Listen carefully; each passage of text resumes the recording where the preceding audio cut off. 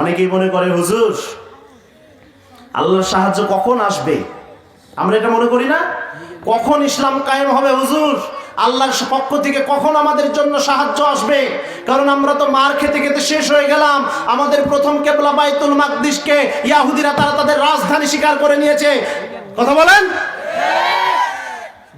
বাইতুল মাকদিসের ভাইদেরকে বোনদেরকে একের পর এক অকাতরে গুলি করে হত্যা করছে পাখির মতো। আমরা তো এত জুলুম নির্যাতন সহ্য করতে পারি না, আল্লাহর সাহায্য কখন আসবে?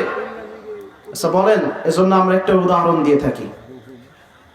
একজন প্রসব বেদনাকারী মা যখন তিনি সন্তান দানের জন্য প্রসব বেদনায় ছটফট করেন, বলেন যদি ওই বেদনায় ব্যথা না থাকে ডাক্তার একটা ইনজেকশন দেয় ব্যথা বাড়ানোর জন্য না কমানোর জন্য? কেন, ব্যথা তো আছে, ইনজেকশন দেওয়ার দরকার কি ব্যথা বাড়ানোর জন্য? প্রয়োজন হলে তো ব্যথা কমানোর জন্য দিবে। কথা বলেন।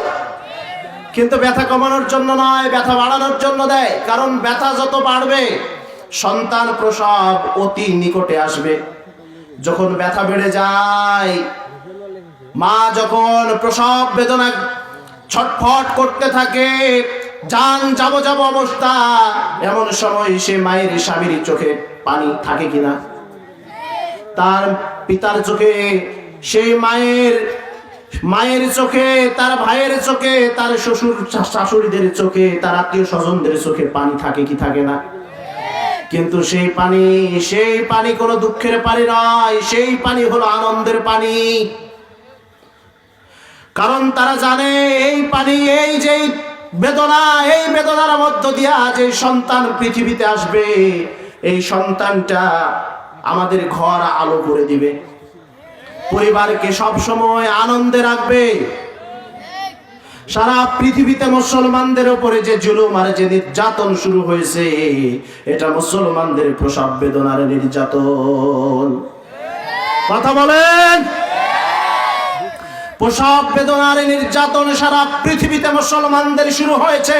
অতএব এই প্রসব বেদনার মধ্য দিয়া আগামীতে যে সন্তান জন্মগ্রহণ করবে মুসলমানদের জন্য, সেটা হবে ইসলাম, তার নাম হবে ইমাম মাহদী আলাইহি ওয়াসাল্লাম।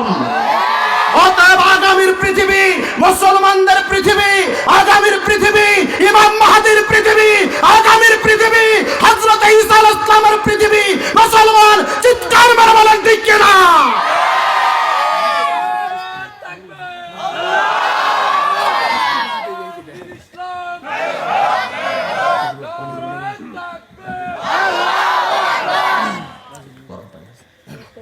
জিকির করেন লা ইলাহা ইল্লাল্লাহ